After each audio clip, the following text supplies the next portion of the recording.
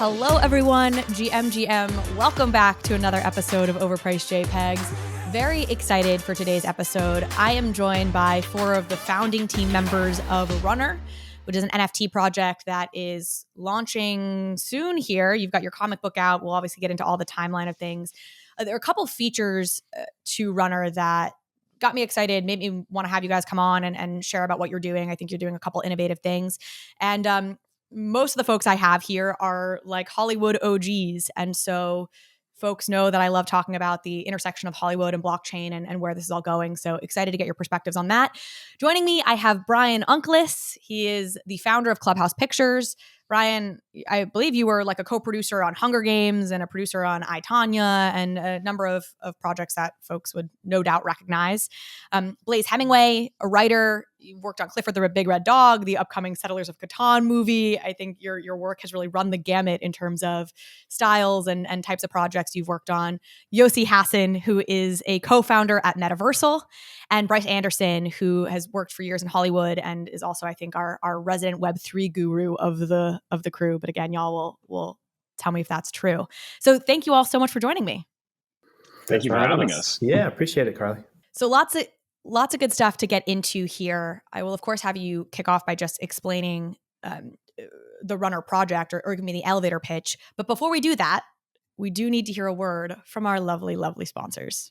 MetaMask is the leading Web3 wallet to get you access to everything you need in Web3. If you're just getting started on your NFT journey, you need MetaMask. And if you need to fund your MetaMask account in order to buy that NFT that you've been eyeing, well, now you can do that directly through MetaMask. Just click the blue buy button on the home screen. Personally, I'm mad that I've spent extra gas fees transferring money from Coinbase to MetaMask in order to buy NFTs. I've been using MetaMask directly, and it is so much better. You can also buy stable coins and native tokens from Ethereum, Polygon, Avalanche, CeeLo, and others, and you can do it directly with your debit card, your credit card, through Apple Pay or Google Pay. And there is now an improved buying experience on MetaMask Mobile. You'll only see tokens that are in your region, so it's personalized to you, and you'll get real-time quotes, so you know you're always getting the best deal. If you haven't downloaded MetaMask yet, what are you waiting for? Go try it out. You can learn more about buying cryptocurrencies with MetaMask at metamask.io/buy-crypto. There is a brand new staking feature in the Ledger Live app today. We all like staking the assets that we're bullish on, and now you can stake 7 different coins inside the Ledger Live app. Cosmos, Polkadot, Tron, Algorand, Tezos, Solana, and of course Ethereum.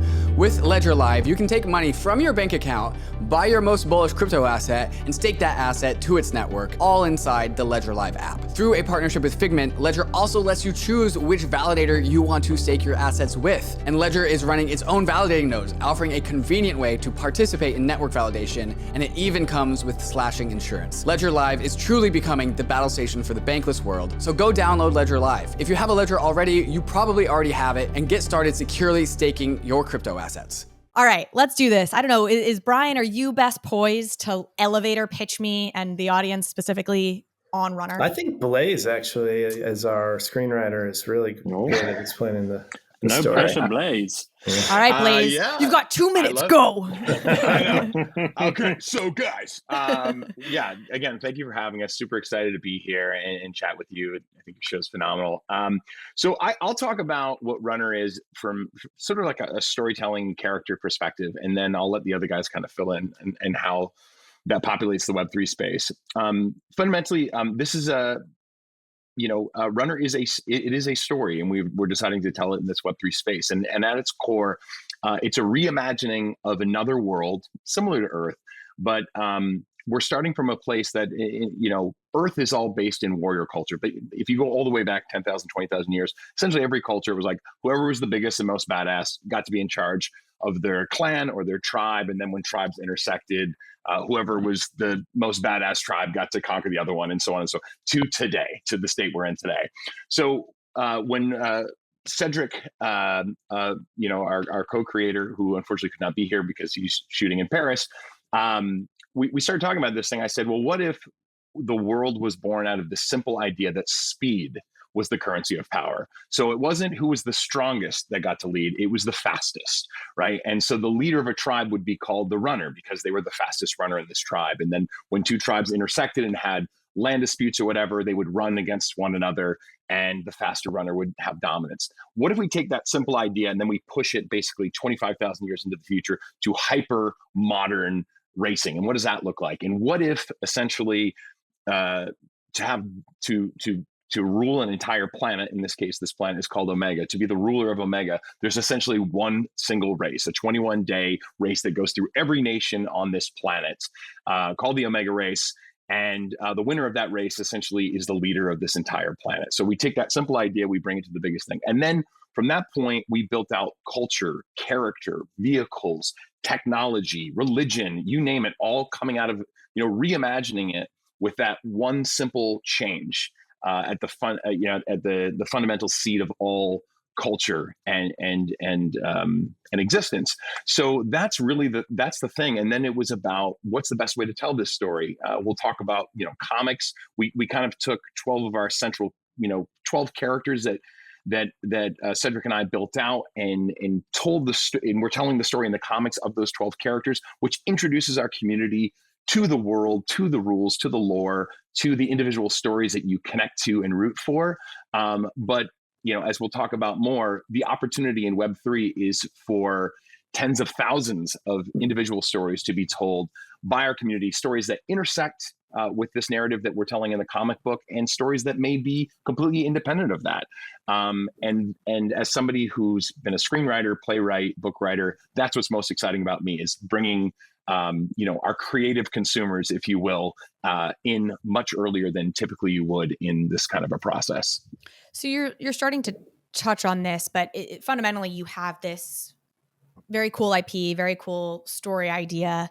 And I think people in the NFT community are starting to get used to, or maybe wary of, folks from Hollywood who maybe can't get their story told or can't get the funding for the movie they want to produce in Hollywood. And so are like, let's try this new NFT thing to get the money we want for our story. And that's really the entry point at which people then come at the NFT community. Why is this not that? Why did you want to tell the story starting as an NFT project?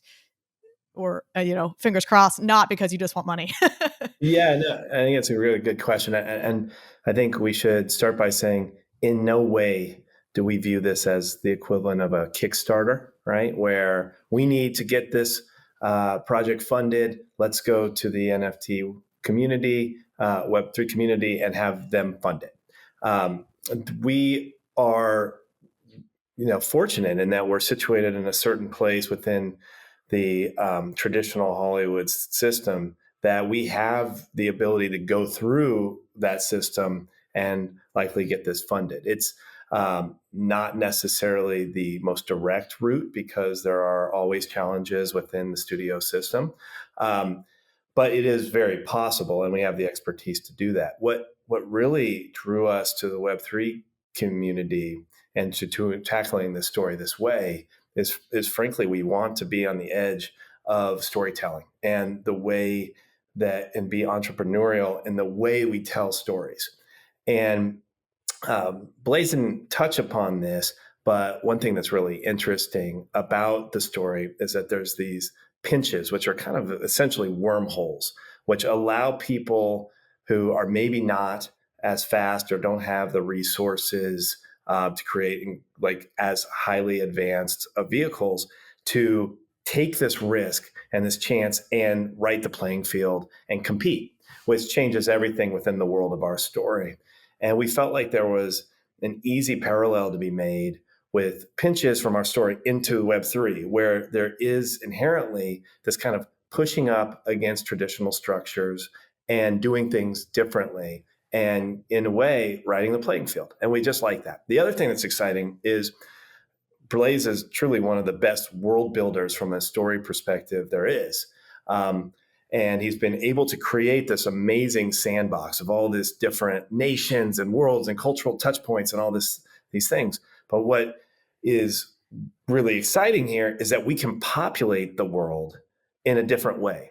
There's always, these characters that you see around corners. I always worked on the Hunger Games and on Bright and Birds of Prey, and I've worked on these really big movies with big canvases, and you always populate those worlds, but you don't really get to know them.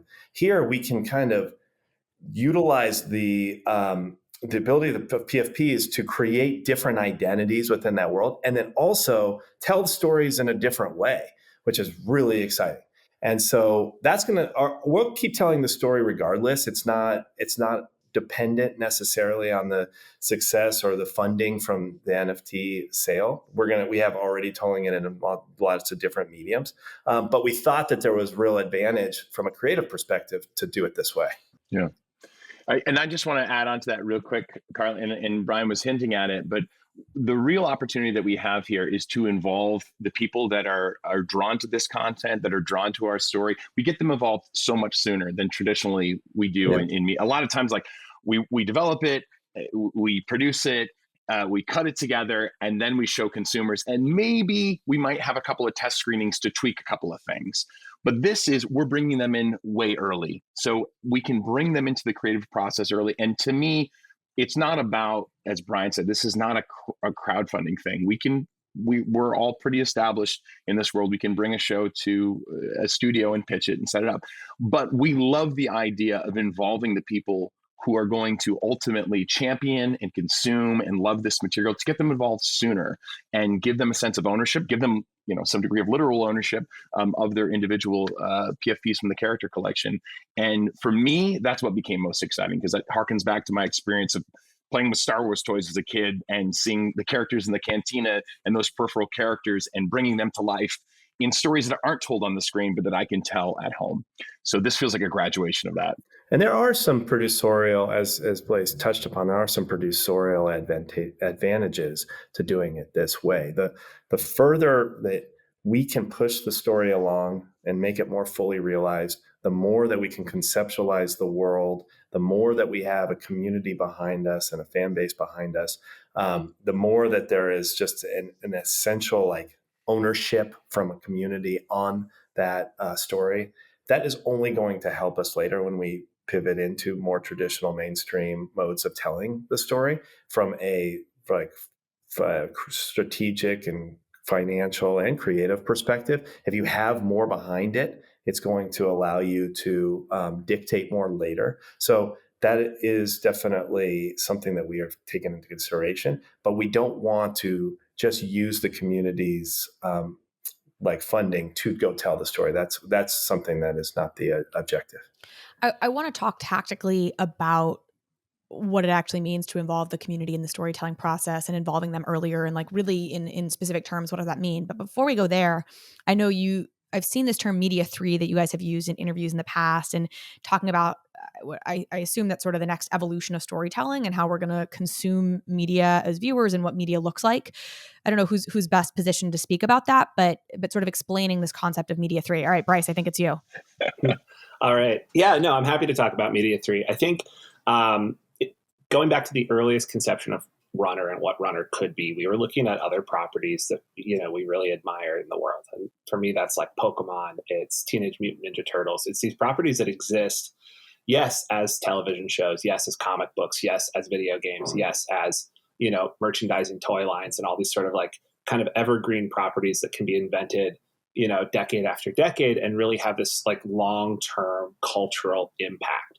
Now, the question is, how do you make something like that? And how do you make something like that in a media environment where you have to sell your entire IP to a studio up front? Hopefully you get a movie made, and then maybe from there you start to spin out these other sort of tertiary pieces of content. And when we talked about Runner really, really early on, it was well, Runner is all of these things, right? So we have a comic book that we're telling, that Blaise is telling, that's about a very specific set of characters, a very specific story that's sort of showing people into our world.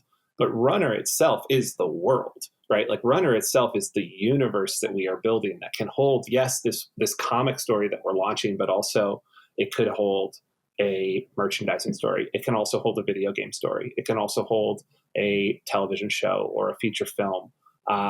It can hold, different types of fashion. It can hold different types of product integrations. It can hold, community events and things, online competitions. All of that stuff can exist within this story universe that we've built. And so what is it, right? Is it a comic book? Yes. But is it just a comic book? No. right? Like, is it a television show? Yes. But is it just a television show? No. And what it is really this thing that is a very new type of creation. And one of the things that's so exciting about NFTs is that, yes, you can go and you can create something yourself and put it on the internet. But then once it's on the internet, we're giving, ownership to our, or like IP license to the NFTs to our holders. They can go and they can create within this world with us. And they can have access to us on the Discord and help create within this world with us. And that's just a very different model of creation. It's a very different model of storytelling than anything that you see in traditional, call it Web 2 media. And that's why we, use the term Media 3. So it sounds like getting back to this idea of sort of co-collaborating, whatever it would be, with the community. You're approaching this from the get-go as a franchise piece, like we're building an entire kind of universe and franchise a la Marvel or whatever. And in the populating of that franchise, let's have the community be a part of that from day one. And that's where this 3 piece comes in, and in what I'm sure is a nod to Web3. Is that effectively what you're saying? Yes. I say the only thing to clarify it is that I often think that franchises will be sequential to a degree in their development, and often there's the movie, and then there's the game based off of the movie, and in a way that one sometimes is like shortchanged, right? Because there doesn't feel like there's the smooth baton pass or enough time and product development time or what have you to kind of do each in the best way possible. And so what we're trying to do is really centralize the development here. And so that all of the different mediums can inform one another, and that there's that essential Bible, we call it, that everything kind of works off of. And so it's a little bit more in the day-to-day development of it, but I do think to centralize that, but I do think it will have a better effect on the product for each of these different mediums. To add to what Bryan's saying there, and how does that play out into the Web3 world? So we've seen obviously communities come out where you have ownership of your character or your PFP, but generally that construct of the story doesn't exist yet, and that needs to be created over time. And a lot of communities are struggling now to create this universe around their story.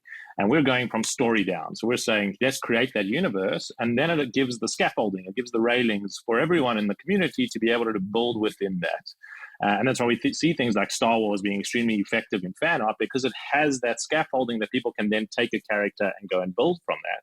And then beyond that, what does it look like to actually bring in the community to tell that story? So without giving away too much, we are bringing in some of the most well-known NFT artists to help tell the story of the pinch that Bryan just mentioned. So what does it mean to get artists to interpret the pinch and be able to talk about it in their way using their native form? What would it look like if a generative artist did a collection that is about the pinch, and what would that look like an interpreter? Or you get Brian Brinkman or someone else within this sphere to help us craft these pieces of the story and tell it in their way. And that links in back to that Media 3 approach, where it's not just that you own a character and you can do whatever you want commercially, but actually you can be a participant in creating this story with us using this form and this format that completely revolutionizes how we can bring communities into the telling of this story called Omega Runner. You predicted my question, which I had sort of 2 back to back, and the first was going to reference Star Wars, because I do think this is something that we see a lot, which is like, oh, the community is going to help us create this story, and it's like, well, why do they want to, right? They want to go tell the Star Wars story because they're already attached to it and they already love it. Why do folks want to go tell the story of Runner or be a part of telling that? So you basically just answered that, which is to say, hey, we already have the rails of a story, but maybe explain a little bit more like how you're getting the story out there. You've had this comic book launch, but really spell that out for us.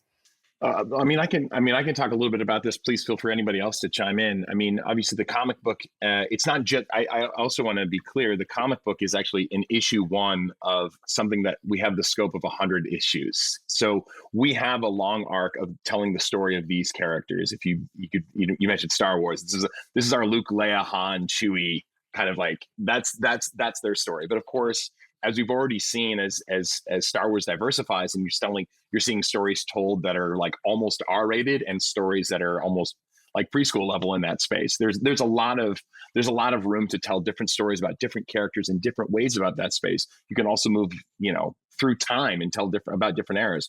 The racing on the planet of Omega, like running, the idea of the runner, even though now the person who's piloting these high-tech vehicles is called a runner because of the origins of this thing. We've seen this evolve from foot races to essentially horseback, to boats, steam, et cetera, et cetera. So you can kind of explore within all that space. We're also, again, like as somebody who spent a lot of time in the theater, the Discord becomes a place for storytelling. You have characters that are leaking documents about conspiracies that certain nations are doing against one another. You're seeing the narrative play out on Twitter as well, and we have accounts of, there's Omega race leaks about this sort of like WikiLeaks character that's spilling the tea, as it were, about the concept of the pinch, which we can talk a little bit. I know we keep talking about the pinch. The idea of the pinch. I'll dive deeper into it, because that's sort of the crux of, I think, what was interesting to me and why I wanted to talk about this.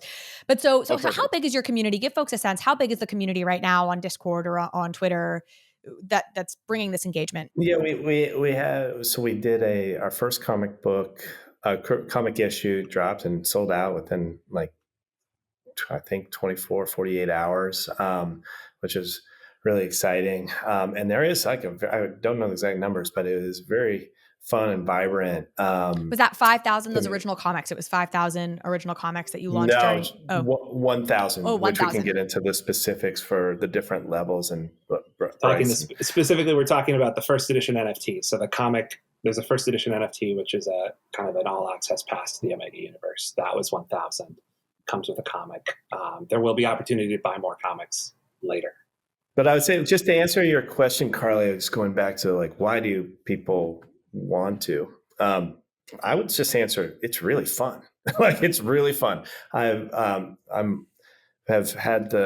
fun if you have a good story that people want to latch onto and build onto. Yeah. And I think that was the point I was trying to get at, is like, you have a lot 100%. Of, I think, projects in this space that are like, we're gonna have the community co-create this story. And it's like, well, why would they pick yours? They could co-create Star Wars fan fiction right now, No, exactly. And I think what differentiates us from that is that it is actually more sanctioned. We are genuinely incorporating this into the long-term growth of the franchise, and so that voice matters. And we have, I think, some of the best storytellers in the industry to work off of. And I love being in that process of throwing ideas back and forth and building something. I think it's so satisfying. And but even if you put that aside, even the creative satisfaction of building something and the community that results around that, it could be also very lucrative in the long term. I've been lucky enough to be a part of franchises in the past, and I've seen how it starts. Something that starts in a room and then with a little bit of a wider community can literally touch the world. And once it pivots into that mainstream arena, the sky's the limit as far as the influence, the global influence, but also the financial upside. And that's what the name of the game is right now for all of these different streamers and content creators, is to have something that can touch that nerve. And all you have to do is go to Target after any Lego movie and see the obvious merchandising and a financial upside of what that all means, and the best-selling list for books that are made, and how certain mainstream movies and TV series can build that. But to get in early on something, that own part of that, is a real upside as well. And when you talk about going to the store and seeing the merchandising, I think you're touching on the important point here, which is, due to securities laws and any number of handful of other reasons, the upside here for early holders is primarily as a collectible item, where if this IP takes off, you hold a collectible item, much like there are Star Wars collectibles that are worth a lot or Marvel collectibles that are worth a lot, because you can't really hold an equity piece in the film itself without it becoming an illegal security. And there's tight controls around how you can issue like real equity in a film, for example. Yeah, that's the most essential financial upside, but we take it very seriously to build utility for this community and to always give back. And already the folks that are like participating and building with us, like we have such affinity for, and that's going to be something that we are going to keep building with those folks in a lot of different ways as well. So you've given some examples here of you have like people in the Discord being like, oh, here's a leak about this race happening in Omega, or, you know, I'm probably getting the specifics here wrong, but they're ideating in a Discord or in Twitter about something they want to see happen in Omega, it sounds like. So when we talk about that, the co-creation specifically, is that something then, Blaise, you're reading this and you're like, okay, hey, we're going to integrate that into Comic 4. That's a great idea. Or how does it practically look like, this back and forth between you and the community? That's great question. It's a little bit of everything. It reminds me a lot of, again, it reminds me of being in theater and kind of playing an improv, a lot of yes and, right? So you'll see some people like create a character on the Discord and sort of, or you know, on one of the big things on the Discord is that you're able to, you take like, you know, those Harry Potter surveys, which house you sorted into. Early on, people were able to sort into like the nation based on their tendencies and traits, and people very quickly then had access to the capital of that nation once they declared for that nation.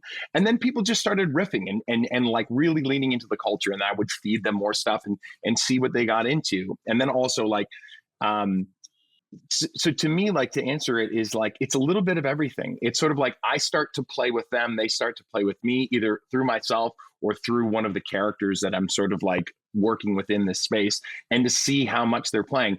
And I'll give you just like a random examples. People were asking about the concept of crews and mechanics in this thing. And I said, okay, I'm going to give a little taste, a little art. So this character, Burntham Rama, who features in issue 2 of the comic, I put an image of up here. I'm like, here's an example of a mechanic in this world of Omega. Now, Burntham Rama happened to have a little Pokemon-esque looking sand cat peeking out of the top of his overalls. So immediately people zoomed in like, what the fuck is that? Like, what is this? I need to know more. And I saw very quickly people got super excited about the concept of people having these creatures, because all of the fauna on this planet is totally different because they evolved in a very different way.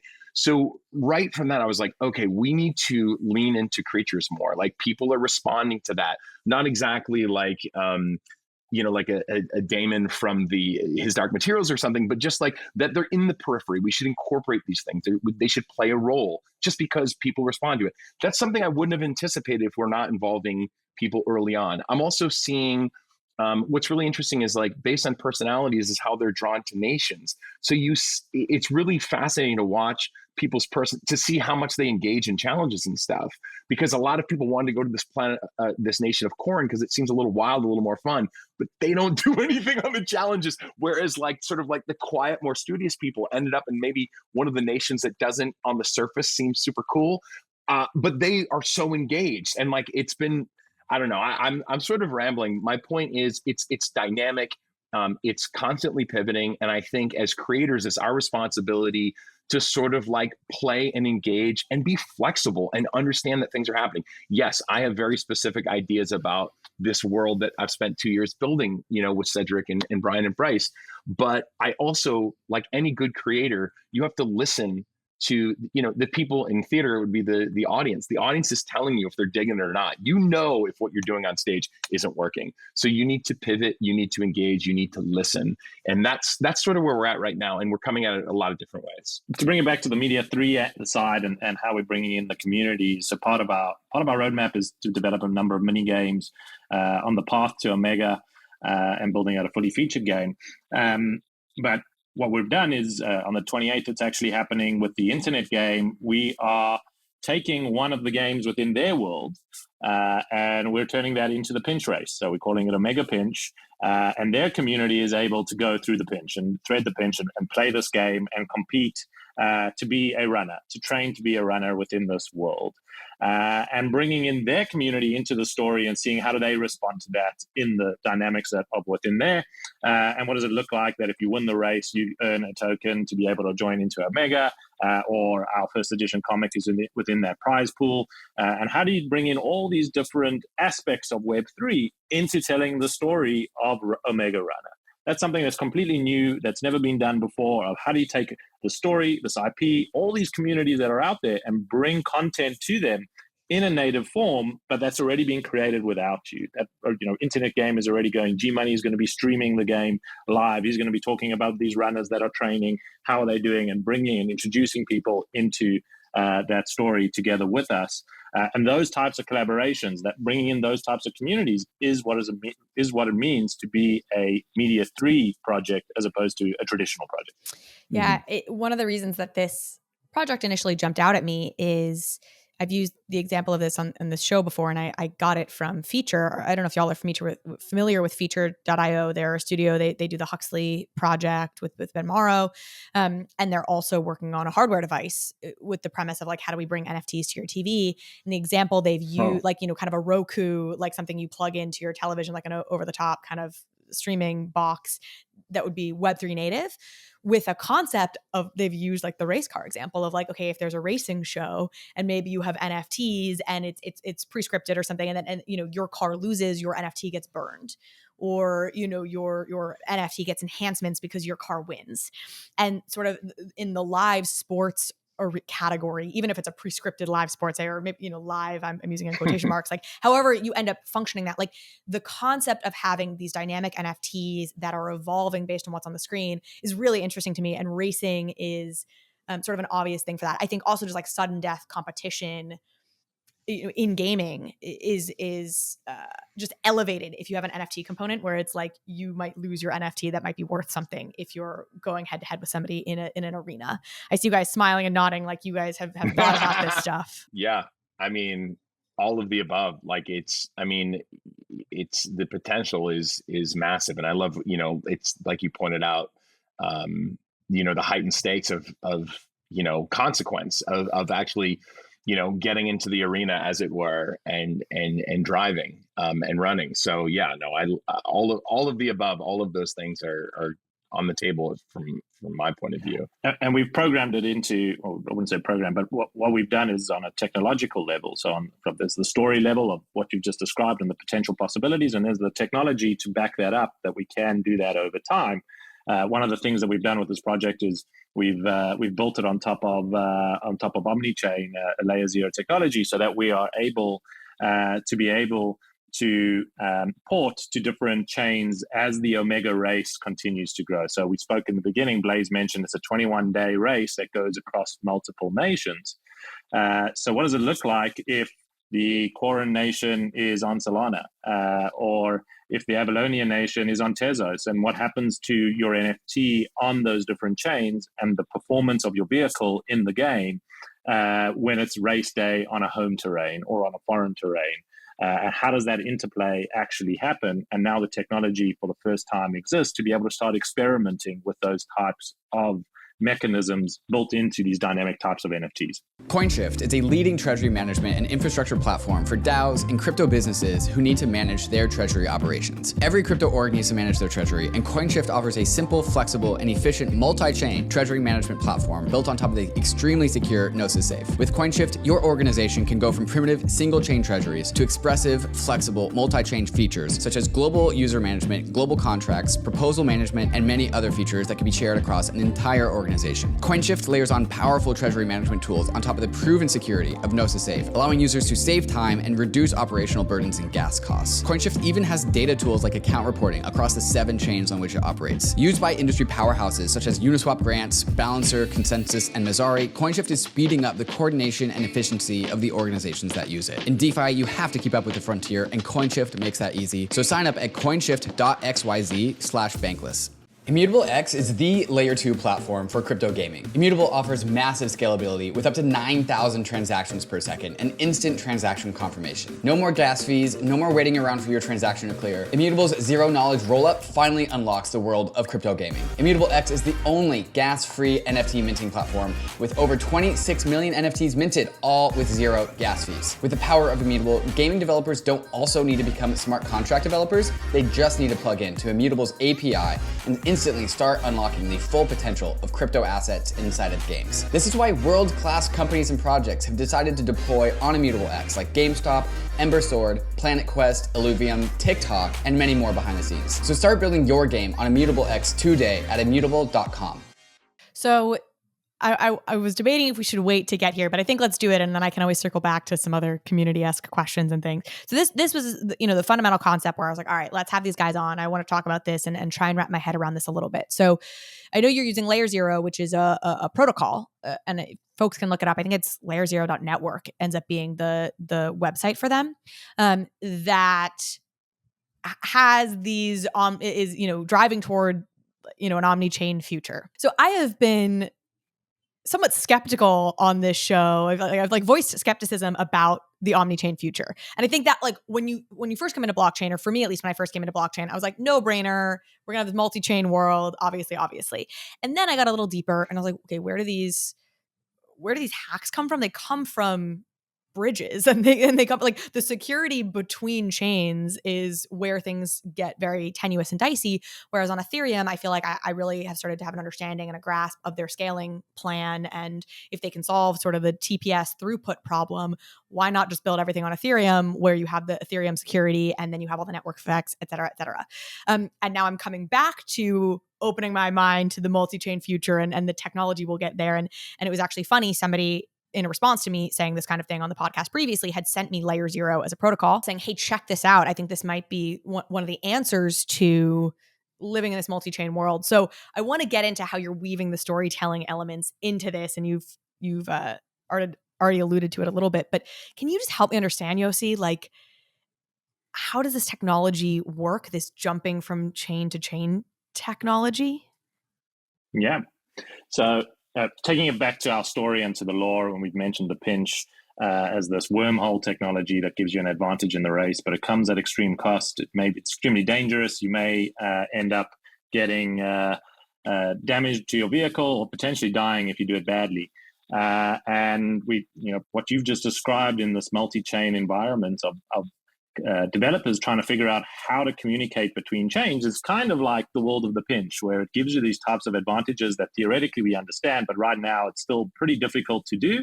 And we've seen has been exposed a couple of times and brought in some vulnerability. So what Layer 0 has done, which we thought was extremely innovative and why we wanted to go with this approach, is they built in a messaging layer. Effectively, that's what it is. So you're not necessarily using a bridge. You're not putting your assets somewhere else and then it is moving from one chain to another. It is a way to message the state of an asset on one chain, and when you move it to another, it is able to message that movement across another chain. Now, I don't understand the full technical details of how that actually works, but in essence, from what I understand, all you're doing is communicating that this asset was sitting over here and now it is sitting over there. So if you want to transfer an asset from Solana to some Ethereum to Polygon, you now don't need to use a bridge per se to be able to do that. You can do a direct transfer, and what's keeping track of that is what is called these relays and oracles. And that messaging layer then says, hold on, this asset's no longer sitting on Ethereum, it is now sitting on Tezos. So what does that mean for us? That means that we can have a NFT that is state aware.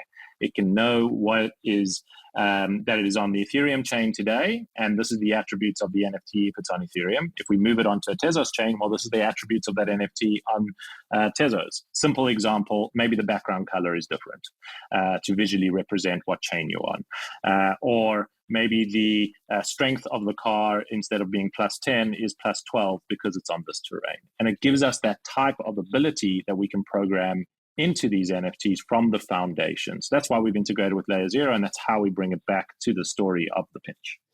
So interesting. Again, this is like what just felt very novel to me about this. And I really like the blending of storytelling elements with technical elements. I've talked on this show and had Blake Finucane, whose last name I pronounce incorrectly every time I bring her up. I'm sorry, Blake. You know I think you're brilliant.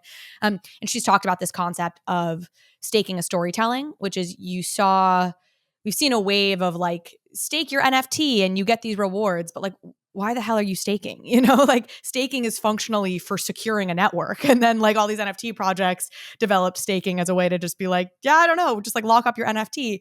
And so, but now you have these projects like 10KTF and Tally Labs has been doing this, I think, a bit with Jenkins and Valet, where you stake for 24 hours, say, and when you stake, it has something to do with the story that's being told. And so there's this interaction between what you're doing on a technological level to the story itself. And I find that fun in the nerdy way that, we're all here. So I really love that. It's maybe worth mentioning this functions on EVM compatible chains. Is that right? Like there's something about the Ethereum virtual machine that is really what's enabling this. So give us, you started to get specific there, but let's go again. So this race is happening. I have a car and maybe its power, if I'm racing within Ethereum, is 10. But then because my car is of the current world or something, that's, I know, not a good example because they don't actually participate in the race, but and then I move on to Solana and now it has a strength of 12 and I have a better chance of winning because that's actually like my home nation is Solana, for example, because of the nation that I've aligned myself with. Is that what you're describing? And you'll host these games or events across different chains and your odds of winning or performing will deviate based on or depend on the chain you're on and the nation you're a part of? Let's see, Bryce wants to jump in. Yeah, I think that's one way to think about it. And I think that's one of the very exciting possibilities. The other way to think about it is, I'm a huge fan of F1, and I think about it like I'm hosting an F1 race.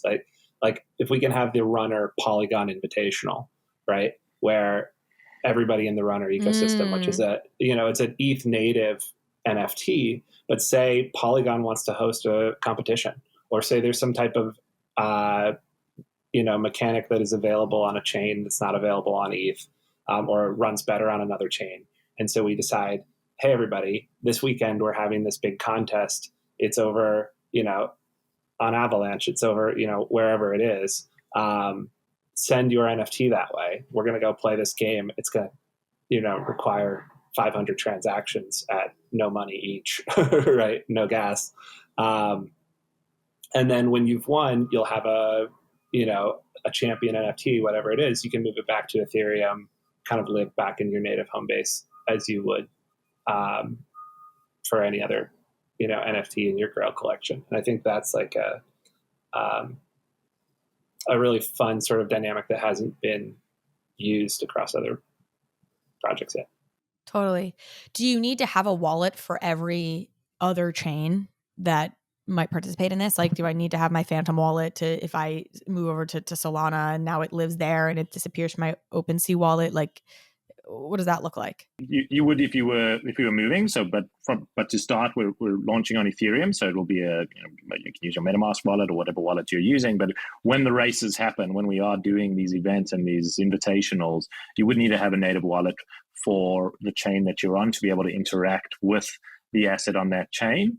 But you don't have to have let's say Matic to be able to do the transaction. If I'm sending my NFT from Ethereum to a Polygon Invitational, and I want to be able to compete on one element of it, Layer Zero takes care of that whole process without you having to now load up Matic, put it on, be able to run the transaction and be able to execute it on your side. It takes care of that entire. So it removes that complexity from you having to figure out all of those steps.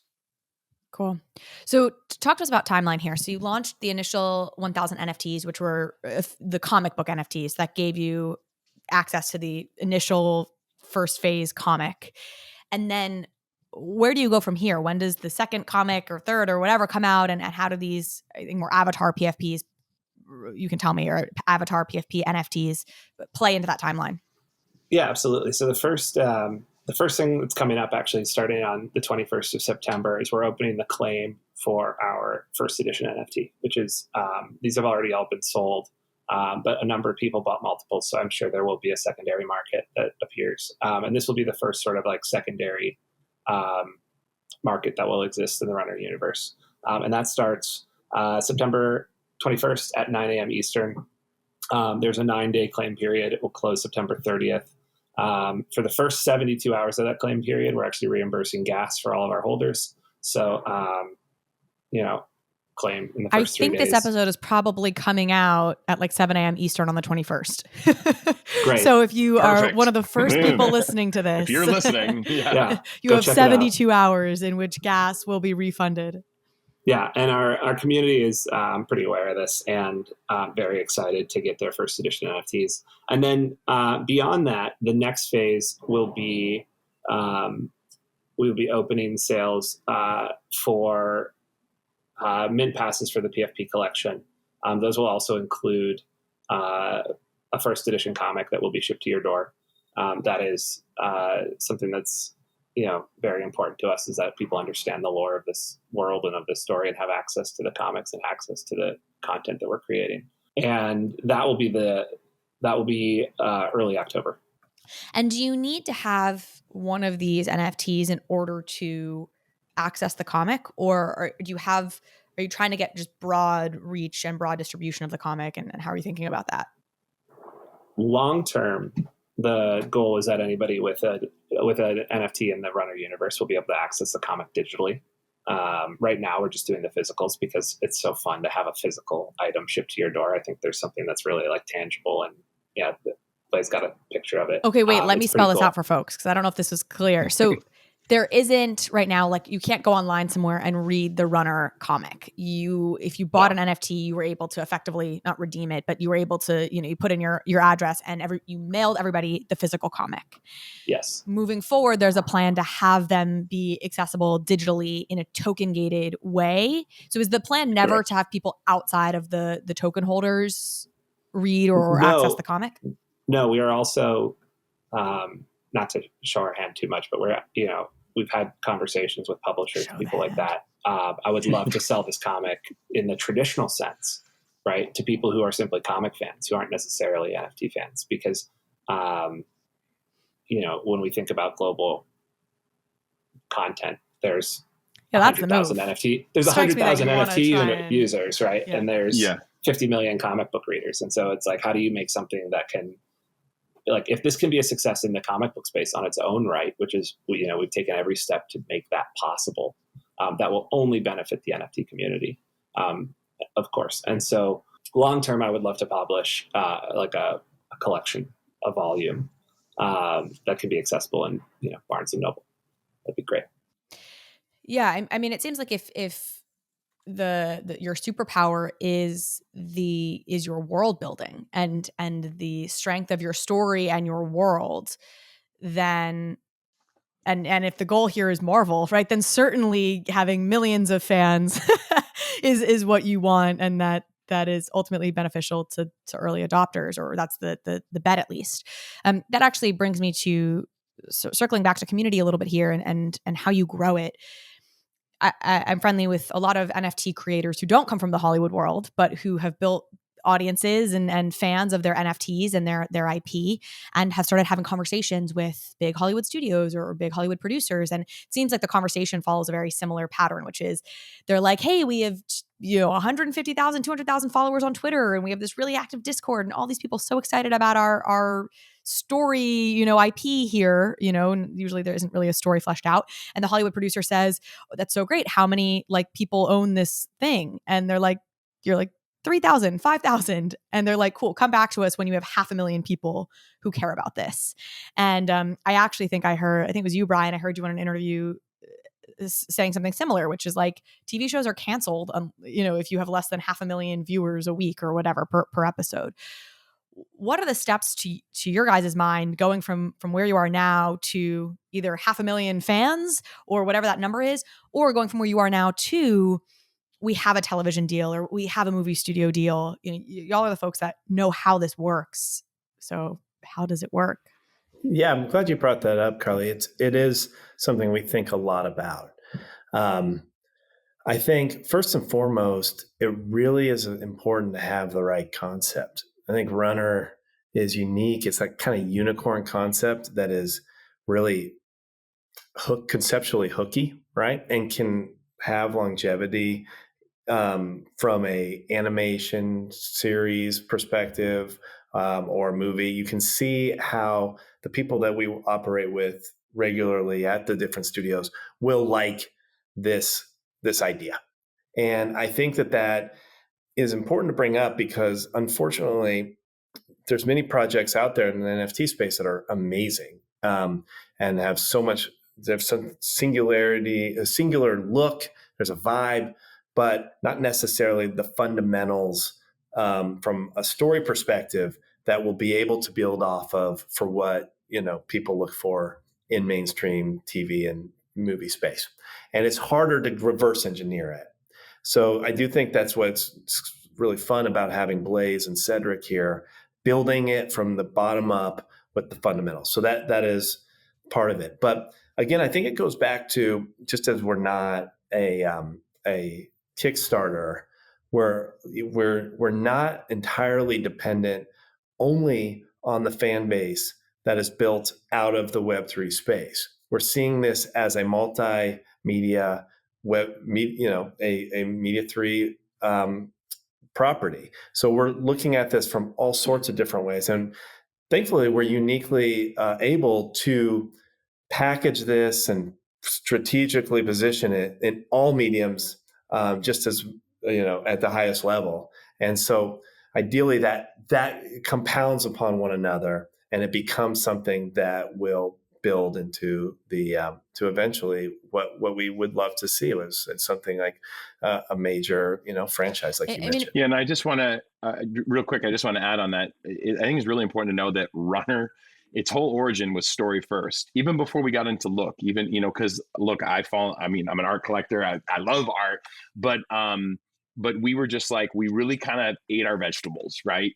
Because we didn't want to run into this problem where we create these incredible aesthetics and then we're trying to shoehorn narrative into it. We started with story, and then Cedric really did a fantastic job because we have, there's a slight variation on the looks between comics, the character collection PFP, but he really did a fantastic job in designing these characters so that they're all the silhouettes, the aesthetics are the same across platforms. It translates well to animation. It translates well to games. It translates well to physical toys, to vinyl toys, all of those things. So to me, it's like the real thing is like, it's awesome to bring this community that we're building to the studios when it's time to set this thing up and say, hey, look, we have this incredibly engaged, active community. That's a plus. But for me, the real power in that community is all the stuff that we're talking about is sort of like, is building this together, creating this thing together. Again, all these people that have these, that we're going to be minting the 21st to the 30th, these first edition NFTs, they're going to be invited into the writer's room. They're going to be invited in to collaborate. They're going to get to see the process, and they also have the opportunity to kind of weigh in too. So that's another form of engagement. All of that stuff to me as a creator is just so exciting. And we have this incredible resource of this community to inform our story. And that's the real power, not necessarily as much to say like, look, we have a gabillion fans, you have to buy this. Yeah. Well, and I would say the thing that is different is those different communities, or the producer that calls and says, come back when you have this, we're that team. That we're not coming back then, we're doing it right now. We're building it from this point so that it will get to that place. And that's what's really exciting, is we're not waiting on that incoming call here. We all have projects at every studio around town. We can get that stuff done, but we want to do this in the right way and build it fundamentally up from the ground up. And so that's sort of my question, which is, I'm with you. I think the hook here is there. And I do think a lot of projects lack that. A lot of projects have awesome visuals, awesome characters that make you feel something when you look at them, but they don't have a story with hook. And this concept of like, here's this world and it's and running, and these races are the, keys to power in this world. Like that immediately clicks in the brain, you know, and you're like, okay, cool. I could see that. I could see that getting built out, and the evolution, as you pointed out, from walking to running to boating to whatever, you know, as you kind of laid that out, like you can feel that there can be a history to this world, like all of that, I think really connects. And so you are in this, and then given your backgrounds and the industry you work in, you may be unlike others. You don't have to come to the studios with the same value prop. You don't have to be like, hey, we're total newbies, but we have 500,000 fans, which is what you're getting at. You can do it organically with the folks that love you and grow it organically as you want. But it strikes me that like you are having these conversations, where you plan to have these conversations with studios on the basis of your background. So like, what do the steps look like there? Like, is this the kind of thing where you kind of start casually dropping it as you're talking to Warner Brothers and you're like, by the way, we're seeding the story. We got these 3 people involved and here's the hook. What do you think? And then they're like, oh, we're kind of interested. And then you send them a screenplay for like an initial movie. Like, how does this play out step by step? Yeah, there's many different ways to do it. You know, what you're mentioning about those early conversations. I field a lot of incoming already about Runner from studios, and there's a different way to position it though. I think like if you hold on and really build it in the right way, control it from a creative perspective, control it from a community perspective, protect the people that are there early and really look after them, and to be sure that it's fully realized. There is some discussion as to whether, you go as far as actually getting a screenplay, actually, making a visual reel. Certainly we have a lot of conceptual art, but there's it's important, I think, to do the work up front and not just hand it off to the Warner Brothers of the world, as much as I have a ton of respect for them. That is there's an easy way to lose the creative control and the ability to protect the community if you do it too early. So I know that it sounds good from an optics perspective sometimes to have that press release that you have X studio or you have X star involved. Not always the best way to actually get the thing done in the way you want it to be done. So I hope is that people will trust us that, we've done it many times now. We have the ability to execute on it, but we need to do it in the right strategic way. And the more we can build as a community now, the better we're going to have the time later with those big studios or streamers. Is some of the inbound about Runner because you're doing this NFT thing? And is there a curiosity in Hollywood of like, how is this integrating? Or is there like a resistance to it in Hollywood? And that's... No. I mean, I think it's frankly just our relationships that we have working at all those places. And there's a fluidity of conversation. What are you doing? How you doing? Oh, I saw you're doing this. It's really great. Like, please keep me posted on it. There's a jockeying for position for different properties just because it's a relatively small community. Sure. So that type of thing happens. Are they interested in the NFT stuff? Or like what is the vibe in today's day and age, in this market, in the bear market, sort of in like, behind the scenes Hollywood? I'll just speak from my own experience. I think people are curious, because look, I'll be very candid. A year and a half ago, I had no idea what Web3 was. I really didn't. I had a passing understanding of NFTs, and it really was Bryce that helped me learn. And as a storyteller who tells stories across all platforms, I'm always looking for another way to tell a story. And once I finally understood it and saw the degree of engagement, then I was like, oh, fuck, this is a whole new way to do this. Like, no one's done this. And it also changes the way that we can tell our stories, the interactivity of it and all of that. So that got me super excited. And the only thing I want to add in terms of like the process of getting, setting a movie up, what's been amazing, and I just have to, shout out our partners, Yossi and everybody at Metaversal. What's been amazing is that we are actually right now in the active development process of making, an animated or, a series about Runner.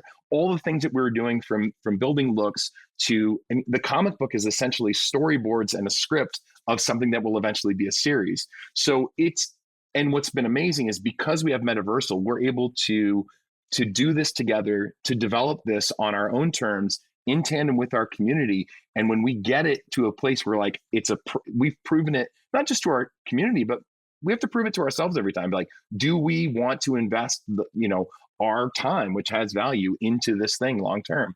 And that's what we're doing right now. So that's what's been amazing. So when we go to the studio, we have front loaded so much stuff, which I'm so excited about. And it puts us, we can show them like, this is exactly gives you some what leverage in the interaction when you show up. Yeah.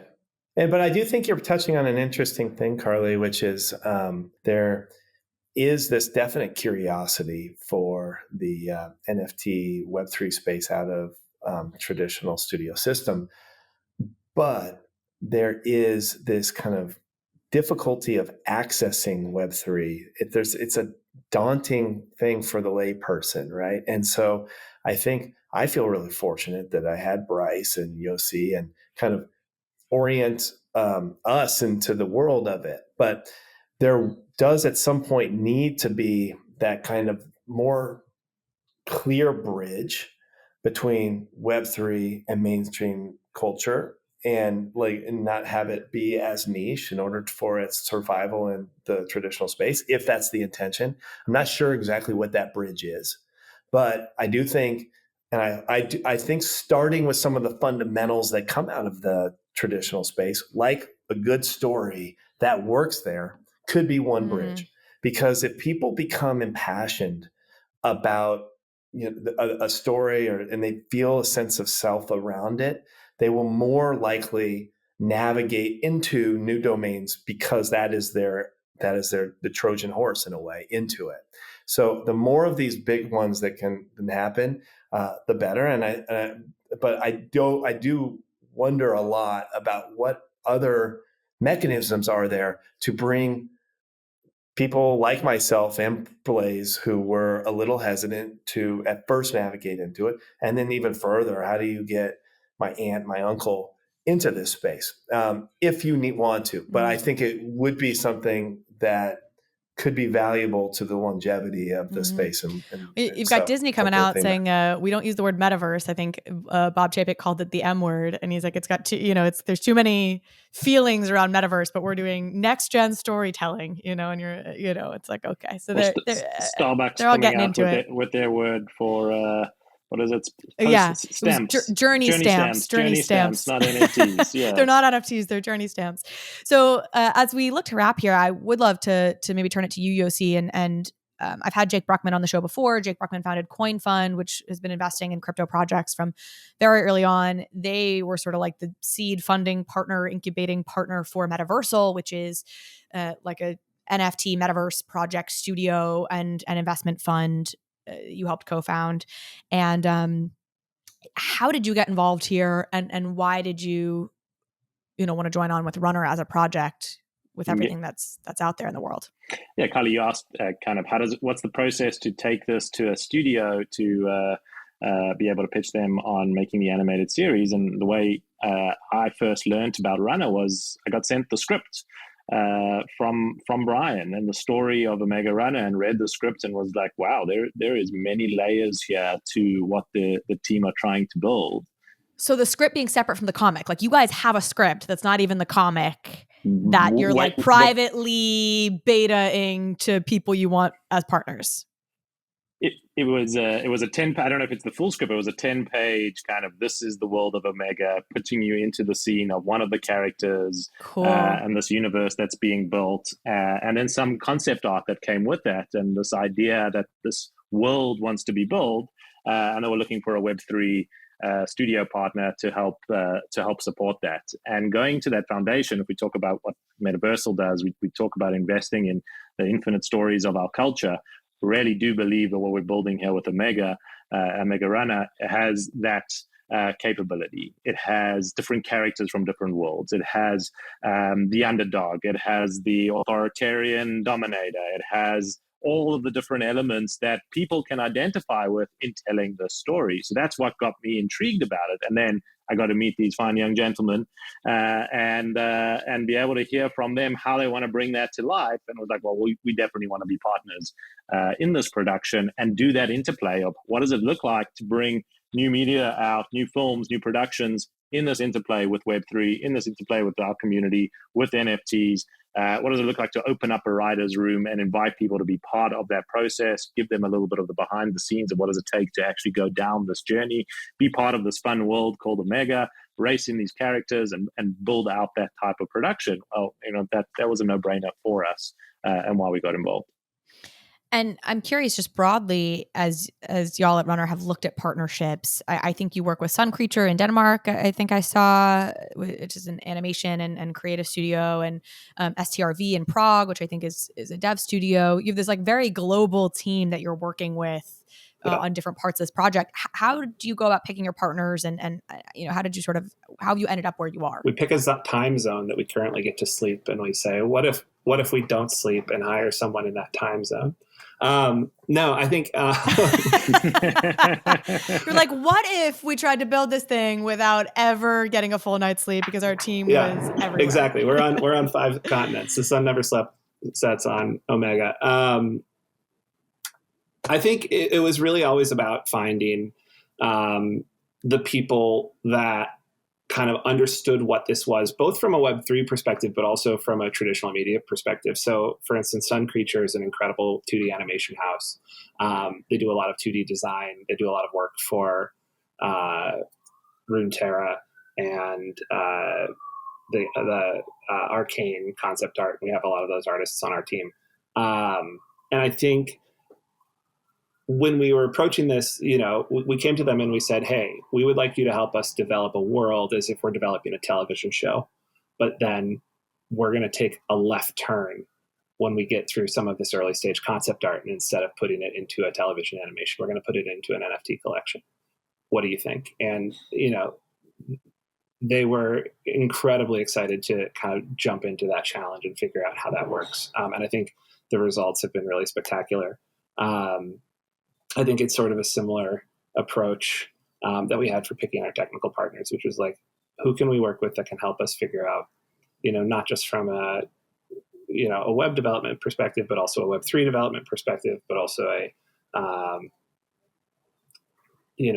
kind of general programming challenge, the way our NFTs are layered, and even just the way our randomizer works to build generative art is so much more complicated than anything I've seen from other collections. We're talking hundreds and hundreds of layers. And the reason for this is because the art is so much more detailed. And like there's things like that are worth doing that take time. They take a level of expertise that, meant we had to go to traditional animation, VFX type companies to find the programmers who could handle that type of complexity.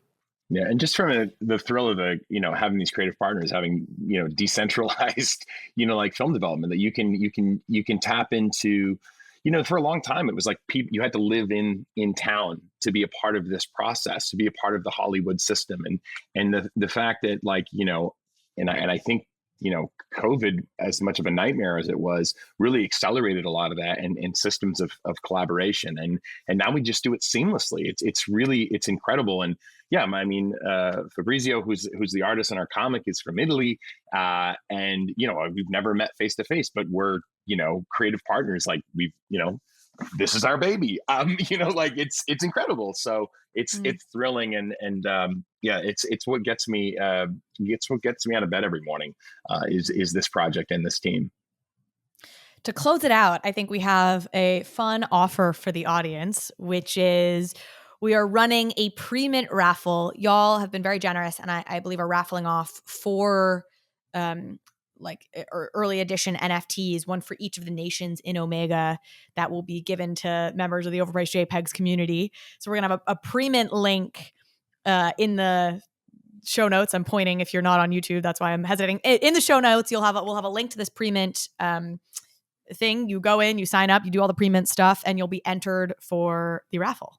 Did I get that right? You have 24 hours because speed is the currency of power. So 24 hours from when the show comes out, you are going to need to complete that Premint link to be able to enter that raffle.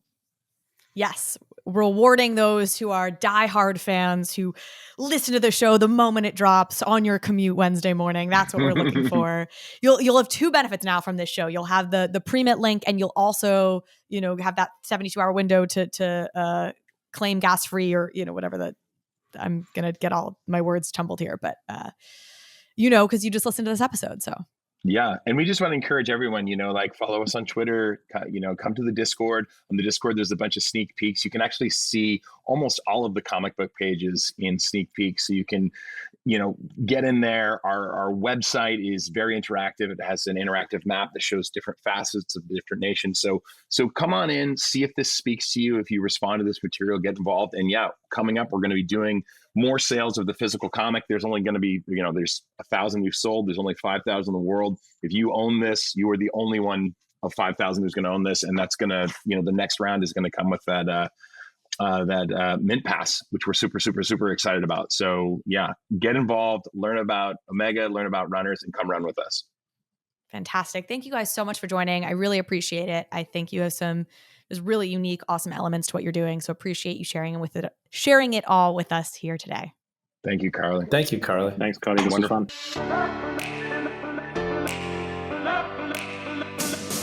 Thank you so much for watching this episode of Overpriced JPEGs. If you liked this conversation, if you liked this episode, please go ahead and hit subscribe. It helps me out, it helps the show out, and it means you will get alerts and updates when we post new content. Thanks again.